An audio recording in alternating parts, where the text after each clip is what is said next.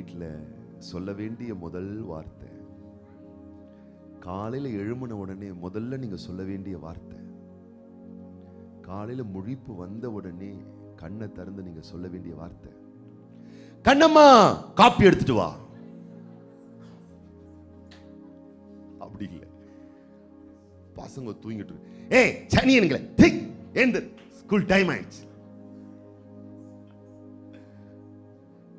இதல்ல. அல்லேலூயா. காலை எழுந்தோன்னு போனை நோண்டி நைட் எனக்கு யார் வாட்ஸ்அப் பண்ணா, யார் மெசேஜ் பண்ணா, இன்னைக்கு என்ன வந்திருக்கு, அது அல்ல. காலை எழுந்த உடனே கண்ணை திறந்த உடனே, அப்பா வெல்கம் ஹோலி ஸ்பிரிட், வெல்கம் ஆவியானவரே, வாங்க ஆவியானவரே, வெல்கம் ஹோலி ஸ்பிரிட், ஜீசஸ் என் வீட்டுக்கு வாங்க, ஜீசஸ் என் குடும்பத்துல வாங்க. இதோ வெளியே இருக்கிறாருன்னு நினைச்சிடாதீங்க, ராத்திரி எல்லாம் உங்க கூட தான் படுத்துட்டு இருந்தாரு அவரு. நீங்க படுத்து தூங்குனீங்க, பக்கத்துல பார்த்து சொல்லுங்க, ராத்திரி படுத்து தூங்குறீங்களே எவ்வளவு நேரம் தூங்குறீங்க? சிலர் சொல்றாங்க 4 மணி நேரம், ஓகே. சிலர் 5 மணி நேரம், ஓகே. சிலர் 6 மணி நேரம், ஓகே. சிலர் பேர் 7 மணி நேரம், சில பேர் 10 மணி நேரம் தூங்குறையா. 10வது கோசரம் மதியானம் கொஞ்சம் சாப்பிட்டு ஒரு 1.5 மணி நேரம் 2 மணி நேரம் சும்மா அப்படியே அந்த ஒரு போதையை போட்டோம்னால அப்படி அப்படி தூங்கினோம்னா தான் அடுத்த வேலை நம்மளால ஆக மொத்தத்தில் 12 மணி நேரம். அதிலும் இந்த ஹவுஸ் ஒய்ஃப்னு ஒருத்தங்க இருக்காங்க பாருங்க, யாரும் தப்பா எடுத்துக்காதீங்க. ஐயோ, அவங்க நினைச்சா போதும் அப்படியே தரையிலே டபக்குன்னு படுத்தாங்கன்னா வரும் பாருங்க கொரட்டை. ஒன்னு சொல்லட்டுமா, நீங்க எப்போ வேணா தூங்குங்க, ஆனா தூங்கும் போது ஒரு சம்பவம் நடக்குது. என்ன தெரியுமா சம்பவம் நடக்குது? பக்கத்துல பார்த்து சொல்லுங்க, இறந்த நிலைக்கு நீங்கள் செல்லுகிறீர்கள். என்ன நிலைக்கு? எத்தனை பேருக்கு தும்மல் வரும்? தும்மல் தானே வருமா? என்ன தெரியுமா நடக்குதான், உங்க ஹார்ட் பக்கத்துல பார்த்து சொல்லுங்க, பம்பு ஸ்டாப் ஆயிருது. ஆமாங்க, ஸ்டாப் ஆன பம்பு ஸ்டார்ட் ஆகாம போன என்ன தெரியுமா ஆகும்? மொத்தமா சோழியை முடிச்சிருவாங்க. ஸ்டாப் ஆற பம்பை அவர் தான் ஒவ்வொரு நிமிஷமும் ஸ்டார்ட் ஆக விடுறாரு. நான் உறங்கும் போது என்ன நடக்குதுன்னே தெரியாது. அல்லேலூயா. வீட்டில் என்ன நடக்குது, குடும்பத்தில் என்ன நடக்குது, ஏன்னா எனக்கு என்ன நடக்குது நமக்கே தெரியாது பாருங்க. ராத்திரி நேரம் எங்கேயாச்சும் பொந்துல பூந்து கற்பம்பூச்சி மேல எல்லாம் மேய்ஞ்சிக்கிட்டு இருக்கும், நமக்கே தெரியாது. நான் சொல்றேன், உங்க வீட்டில் நீங்க ஆச்சரியப்படுவீங்க, உங்களுக்கே தெரியாம நிறைய சம்பவங்கள் நடந்திருக்கும். ஆனா நான் சொல்லட்டுமா, அந்த இறந்த நிலையிலே என் குடும்பத்தை நான் காப்பாத்தல, என் வீட்டை நான் காப்பாத்தல, என் மனைவியை நான் காப்பாத்தல, என் குழந்தைங்களை நான் காப்பாத்தல, என் உடைமைகளை, என்னுடைய சொத்துக்களை, என் ஆஸ்திகளை நான் காப்பாத்தல. ஏன்? என்னையே நான் காப்பாத்திக்கல. ஏன்னா நான் ஒரு இறந்த நிலையில் இருக்கிறேன். அந்த நேரத்திலேயும் உறங்காமல் தூங்காமல் என்னை காக்கும் தேவன் மொத்தமா என் குடும்பத்தை ப்ரொடெக்ட் பண்றாரு. முன்ன பின்ன. ஆனா ஆவரேஜா என்ன சொல்றாங்கன்னா 8 மணி நேரம் ஒரு மனுஷன் தூங்க ரெஸ்ட் எடுக்கிறதுக்கு எடுத்துக்கிறான். பக்கத்துல பார்த்து சொல்லுங்க, ஒரு நாளைக்கு 24 மணி நேரம். எத்தனை மணி நேரம்? 24 மணி நேரம். 8 மணி நேரம் தூக்கத்திலே போயிருது. அதாவது என்னன்னா இறந்த நிலையிலே போயிருது. அல்லேலூயா. 8 மணி நேரம் நீ உன் குடும்பத்துக்கு தராத பாதுகாப்ப, 8 மணி நேரம் உன் பிள்ளைகளுக்கு நீ தராத பாதுகாப்ப, 8 மணி நேரம் ஏன் உனக்கே நீ தராத பாதுகாப்ப உன்னதமான தேவன் உனக்கு 8 மணி நேரம் கொடுக்கிறாரு அப்படின்னு சொன்னா, மற்ற 16 மணி நேரமும் அவரால் கொடுக்க முடியாது என்று நீ எண்ணுகிறாயா? 8 மணி நேரமும் உன்னை மொத்தமா காப்பாற்றுவாருன்னா 24 மணி நேரத்துல மீதமுள்ள 16 மணி நேரமும் உன்னை காப்பாற்றுவதற்கு கரங்களை தட்டி சொல்லு, அவர் போதுமானவரா இருக்கிறாரு. அப்போ காலையில் எழுந்த உடனே நான் என்ன தெரியுமா சொல்றேன், அப்பா 8 மணி நேரம் என் பிள்ளைங்களை நான் காப்பாத்தல, 8 மணி நேரம் என் மனைவியை நான் காப்பாத்தல, 8 மணி நேரம் என் புருஷனை நான் பார்த்துக்கல, அந்த 8 மணி நேரம் என் வீட்டை நான் பாதுகாத்துக்கல, அந்த 8 மணி நேரம் என் சொத்துக்கள் உடைமைகளை நான் பாதுகாத்துக்கல, நீங்க தான் பாதுகாத்தீங்கப்பா. இப்போ நான் என்ன சொல்றேன்னா, அந்த 8 மணி நேரம் காப்பாத்துனீங்கல்ல, இப்ப கண் விழிச்சதுக்கு அப்புறமா மறுபடியும் வாங்கப்பா, மீதி உள்ள 16 மணி நேரமும் பொறுப்பெடுத்து கொள்ளுங்கப்பா, மீதமுள்ள 16 மணி நேரமும் நீங்களே பார்த்துக்கங்கப்பா, நீங்களே பொறுப்பெடுத்துக்கங்கப்பான்னு சொல்லக்கூடிய ஒரு சரணாகதி நிலை, சரண்டர் பண்ணுகிற நிலை, அர்ப்பணிப்பின் நிலை, அந்த தாழ்மையோடு அவருக்கு அர்ப்பணிக்கிற அந்த நிலையை தான் பரத்தின் தேவன் எதிர்பார்க்கிறாரு. நீ அடைச்சியான்னு சொன்னா, நான் சொல்றேன், மொத்தமா 8 மணி நேரம் எப்படி காப்பாத்தினாரோ அதை விட சூப்பரா, அதை விட நிறைவா, அதை விட சமத்தையா உன்னை பாதுகாத்து கொள்ள அவர் வல்லவரா இருக்கிறாரு. எத்தனை பேர் ஆமீன் சொல்றீங்க? 2 கரங்கள் அப்பாவுக்கு நேராக உயர்த்தி, welcome holy spirit, welcome holy spirit, வாங்க இயேசுவே, வாங்க இயேசுவே. ஒவ்வொரு நாளும் காலை எழுந்த உடனே வாயிலிருந்து வர வேண்டிய ஒரு வார்த்தை, ஆண்டவரே கணவன் மனைவி என்று எங்க உறவுக்குள்ள வாங்க, எங்க பிள்ளைகளுடைய வாழ்க்கையில வாங்க, எங்க பிள்ளைகள் படிப்புக்குள்ள வாங்க, எங்க தொழிலுக்குள்ள வாங்க, எங்க வருமானத்துக்குள்ள வாங்க, எங்க கடமைக்குள்ள வாங்க, எங்க டிராவல்குள்ள வாங்க, எங்க பிரயாசத்துக்குள்ள வாங்க. நீங்க வாங்க டாடி, நீங்க வாங்க டாடி, உங்களை நாங்க வெல்கம் பண்றோம், உங்களை நாங்க வரவேற்கிறோம், உங்களை நாங்க நெருங்குகிறோம். ஹல்லேலூயா, ஹல்லேலூயா. அந்த ஒரு பெரிய ஒரு விருப்பம். நான் சொல்றேன், நமக்கு ஞானம் இருக்கு, அறிவு இருக்கு, ஸ்மார்ட்னஸ் இருக்கு. ஒருவேளை நம்ம வீட்டுக்கு நம்ம சிசிடிவி கேமராலாம் போட்டுருக்கலாம், செக்யூரிட்டி கார்ட்ஸ் எல்லாம் நம்ம வச்சிருக்கலாம், இதெல்லாம் ஓகே, நல்ல விஷயம் தான், தப்பு இல்லை. ஆனா இது கூட 100% நமக்கு சேஃபை கொடுக்காது என்பதை நீங்க புரிஞ்சுக்கணும். அல்லேலூயா.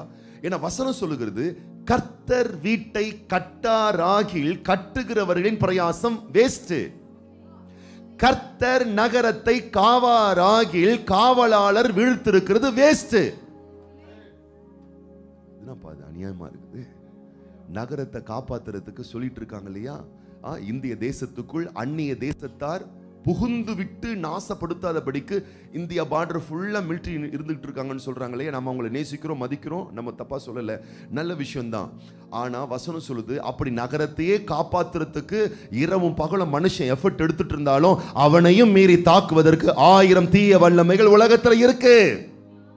அதனால மனுஷன் மட்டும் காத்தா போதாது, அது தேவனுடைய காக்குதலும் உண்டாயிருக்கும் பொழுதுதான் நீங்கள் அதிகாலையில் எழுந்து நேரப்பட வேளையில் தரித்து வருத்தத்தின் அப்பத்தை சாப்பிடுகிறதும் விருதா.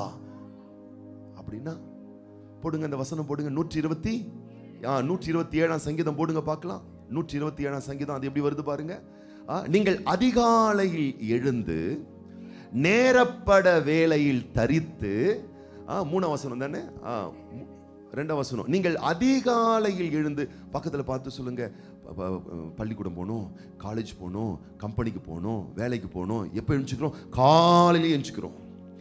எழுந்து ரைட் டைம்ல ஆஃபீஸில் இருக்கணும். காலையில் பார்த்தீங்கன்னா 1000 பேருக்கு அப்படியே ப்ரெஷர், அப்படி டைம் ஆகுது, இன்னும் நீ சோத்த கட்டலையா, டைம் ஆகுது, என்ன பண்றீங்க? பிள்ளைகளை எழுப்பிட்டு இருப்பான், டைம் ஆகுது. ஏன்னா ரைட் டைமுக்கு அங்கே இருக்கணும் பாருங்க. ஸ்கூலில் கரெக்டான டைமுக்கு இருக்கணும், காலேஜில் ரைட் டைம்ல இருக்கணும், ஆஃபீஸில் ரைட் டைம்ல இருக்கணும். நேரப்பட வேளையில் தரித்து, அப்படி தரிக்கிறதுனால ஒரு பெனிஃபிட்ஸ் இருக்குல்ல, வேலைக்கு ரைட் டைம்ல போறதுனால பெனிஃபிட்ஸ் இருக்குல்ல. ஆனா அந்த பெனிஃபிட்ஸ் கூட நமக்கு எப்படி இருக்கான், பல நேரத்தில் அது வருத்தமான ஒரு பலனை தான் கொடுக்குதான். அது கூட வீணா போகலாமா? அடுத்த வார்த்தை சொல்லுது, என்ன வார்த்தை சொல்லுதுன்னா, அவரே தமக்கு பிரியமானவனுக்கு நித்திரை அளிக்கிறார். டிஃபரன்ஷியலை காட்டுறார். என்னன்னா, காலையில ஒரு மனுஷன் எழும்பி அரக்க பறக்குன்னு எல்லா வேலையும் செஞ்சு ஆத்திர அவசரமா சம்பாத்தியம் பண்ண, படிக்க எல்லா எஃபர்ட்ஸும் எடுத்தாலும் அவனுக்கு ரிசல்ட் என்னமோ ஒரு வருத்தம் தான் கிடைக்குதான். ஆனா தேவ பிள்ளையே, நீ காலையில எழுந்த உடனே, அப்பா என் வீட்டுக்கு வாங்க, என் குடும்பத்துக்கு வாங்க, என் பயணத்துல வாங்க, எங்க பிள்ளைங்களோடு நீங்க இருங்க, எங்களை சூழ்ந்து கொள்ளுங்க, எங்களுக்கு முன்னே செல்லுங்கன்னு சொல்லி நீங்க அவரை வெல்கம் பண்ணி வரவேற்று அவரை நீங்க ஒப்பு கொடுத்தீங்கன்னா, ஒருவேளை அன்றைய தினத்துல உங்களால எதுவுமே செய்ய முடியாத அளவுக்கு நீங்க இளைப்பாறுகிற நித்திரை பண்ணுகிற நேரமா இருந்தாலும் கூட சரி, அவரே உனக்காக அன்னைக்கு எல்லாத்தையும் செஞ்சு முடிக்க வல்லவரா இருக்கிறாரு. இந்த வசனம் இருக்கு பாத்தீங்களா, அவரே தமக்கு பிரியமானவனுக்கு நித்திரை அளிக்கிறார். இதனுடைய ஒரிஜினல் லாங்குவேஜ் ஈப்ரூல எப்படி தெரியுமா வருது? இப்படி வரல, அவரு தமக்கு பிரியமானவர்கள் இளைப்பாரி கொண்டிருக்கும் பொழுது கூட அவர் இளைப்பாராமல் அவர்களுக்கு வேண்டியதெல்லாம் அவர் செய்து கொண்டே இருக்கிறாராம். இது ரொம்ப சூப்பர்ல.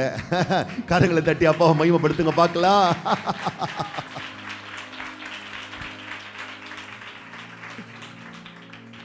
எத்தனை ஒரு அற்புதமான விஷயம் பாருங்களேன். அப்ப நல்ல நம்ம தீர்க்கமாய் உணர்ந்து கொள்ள வேண்டும். நல்ல தீர்க்கமா உணர்ந்து கொள்ள வேண்டும். குடும்பத்தை நீங்கள் அனுபவிக்க வேண்டுமேயானால், முழுமையான அந்த சந்தோஷத்தை பெற்று அனுபவிக்க வேண்டுமேயானால், உன் குடும்பத்துல தேவ பிரசன்னத்துக்கு நிறைய ஸ்பேஸ் கொடுங்க, நிறைய இடத்தை கொடுங்க, நிறைய நிறைய நிறைய நிறைய அவர் வந்து முழுமையாய் ஆளுகை செய்ய இடம் கொடுங்க. அப்படி இடம் கொடுத்தா உன் குடும்பத்தின் பிரயாசம் வீணாகாது, வேஸ்ட் ஆகாது. உன் கையின் பிரயாசத்தை நீ சாப்பிடுவாய், உன் பிரயாசத்தின் பலனை நீ எடுப்பாய். உன்னுடைய எல்லா எஃபர்ட்ஸுக்கும் 100% ஆண்டவர் உனக்கு நிறைவான சம்பூர்ணத்தை தந்து உன்னை கனப்படுத்தி ஆசீர்வதிப்பார். பக்கத்துல பார்த்து சொல்லுங்க, சந்தோஷத்தை வெளியே தேடாதீங்க, உன் வீட்டிலேயே இருக்கு. அது ஏன் தெரியுமா உங்களுக்கு தெரியல? நீங்க போன்ல தேடுறீங்க, இல்ல வேற விதமா தேடுறீங்க. கர்த்தரோடு சேர்ந்து நீங்க தேடி பாருங்க. அல்லேலூயா. பக்கத்துல பார்த்து சொல்லுங்க, கூரை ஏறி கோழியை பிடிக்காத நீங்க கோட்டை ஏறி எப்படி கொடியேற்ற முடியும்? நிறைய பேருக்கு கூரையில் இருக்கிற கோழியை பிடிக்க முடியல. அதாவது வீட்டில் இருக்கக்கூடிய ஆசீர்வாதம், வீட்டில் இருக்கக்கூடிய பிரசன்னம், வீட்டில் இருக்கக்கூடிய கர்த்தருடைய மகிமை, அதையே தேடி கண்டுபிடித்து எடுக்க முடியவில்லையாம். ஆனால் சொல்லுகிறார்கள், நான் கொடைக்கானல் போனால் தான் உண்டு, நான் அங்கே போனால் தான் உண்டு, நான் இங்கே போனால் தான் உண்டு. பக்கத்துல பார்த்து சொல்லு, கூரை ஏறி கோழியை உன்னால பிடிக்க முடியலன்னா கோட்டை ஏறி உன்னால கொடியேற்றவே முடியாது. அல்லேலூயா. அப்ப தேவன் உன் வீட்டிலேயே எல்லாவற்றின் நிறைவை வைத்திருக்கிறார். ஆனா அது உனக்கு தெரியல. அவருடைய பிரசன்னம் வந்துச்சுன்னு வச்சுக்கோ, கும்முன்னு அந்த மகிமையின் சந்தோஷ சமாதான நிறைவு தூக்கம்.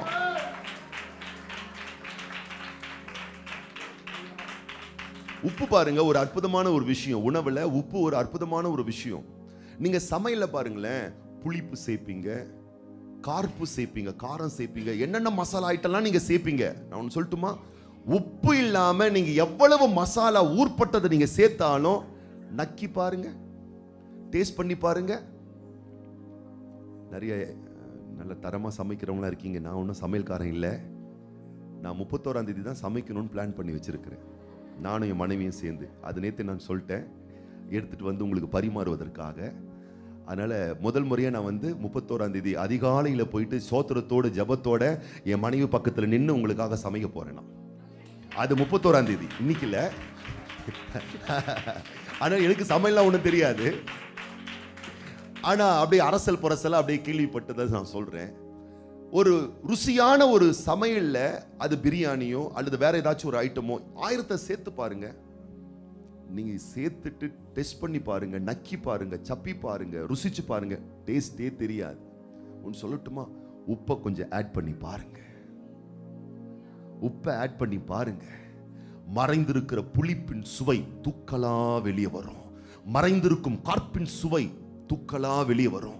மறைந்திருக்கக்கூடிய மசாலாவினுடைய சுவை தூக்கலா வெளியே வரும். ஏன்னா உப்புக்கு அப்படிப்பட்ட ஒரு விசேஷித்த தன்மை உண்டு. கர்த்தர் சொல்லுகிறார், பூமியில் இருக்கும் பொழுது உலகத்துக்கு நீயும் நானும் உப்பா இருக்கிறோம். அந்த தேவனுடைய இணைக்கப்பட்ட கலவை நம்மோடு சேர்க்கப்பட்டு இணைக்கப்பட்டு அவர் உங்க லைஃப்ல அந்த பிரசனத்தை நீங்க இறக்க இறக்க இறக்க உப்பை இறக்கணும்னா உன் வீட்டுக்குள்ள இருக்கக்கூடிய சந்தோஷம் வெளியே தூக்க வரும். உன் வீட்டுக்குள்ள இருக்கக்கூடிய கொண்டாட்டம், உன் வீட்டில் இருக்கக்கூடிய மகிழ்ச்சி, கணவன் மனைவி பிள்ளைகள் உறவில் இருக்கக்கூடிய உலகத்திலே தர முடியாத பரலோக சந்தோஷம் உன் கூடரத்துக்குள்ள இருக்கு மகனே. உன் வீட்டை தேவன் வச்சிருக்கிறாரு. ஆமா, பக்கத்துல பார்த்து சொல்லுங்க, கூரை ஏறி இன்னைக்கு வீட்டுல கோழியை பிடிச்சிருங்க. கூரை ஏறி கோழியை பிடிங்க. எதுக்குயா? நாளைக்கு குருமா செய்யறதுக்கு தான். பக்கத்துல பார்த்து சொல்லு, புது குருமாலாம் வேணாம். ஆமா, செஞ்ச குருமாவையே நல்லா செஞ்சிடலாம். அல்லேலூயா. நிறைய பேர் புது குருமாவை பார்த்துக்கிட்டு இருக்காங்க. புதுசா எப்படி குடும்பத்தை டெவலப் பண்ணலாம், புதுசாலாம் ஒன்றும் தேவையில்லை. ஏற்கனவே இருக்கிற ஃபேமிலி வந்து கொஞ்சம் சில அட்ஜஸ்ட்மெண்ட் பண்ண வேண்டியிருக்கு, சில கரெக்ஷன்ஸ் பண்ண வேண்டியிருக்கு, சில சீர்படுத்த வேண்டியிருக்கு. பக்கத்துல பார்த்து சொல்லு, புது குருமாலாம் கிண்டாதீங்க, பழைய குருமாவே கிண்டலாம். அல்லேலூயா. ஆமா, என்ன ஒண்ணு, உப்பு சரியா சேர்க்காம இருக்கீங்க, அவ்வளவுதான். அல்லேலூயா. உப்பு சரியா சேர்க்காம கரெக்டா சேர்த்து பாருங்க, சும்மா கும்முன்னு ருசி தூக்க ஆரம்பிச்சிரும். நான் சொல்றேன், உன் குடும்பத்துல பிரசன்னத்தை கொஞ்சம் சேர்த்து பாரு, ஜெபத்தை கொஞ்சம் சேர்த்து பாரு, ஆராதனை கொஞ்சம் சேர்த்து பாரு, அவரை வெல்கம் பண்ற அந்த தெய்வீக மகிமையை கொஞ்சம் சேர்த்து பாரு. வல்லமை தூக்கம், பிரசன்னம் தூக்கம், மகிமை தூக்கம், கிருபை தூக்கம், மேன்மை தூக்கம். அல்லேலூயா.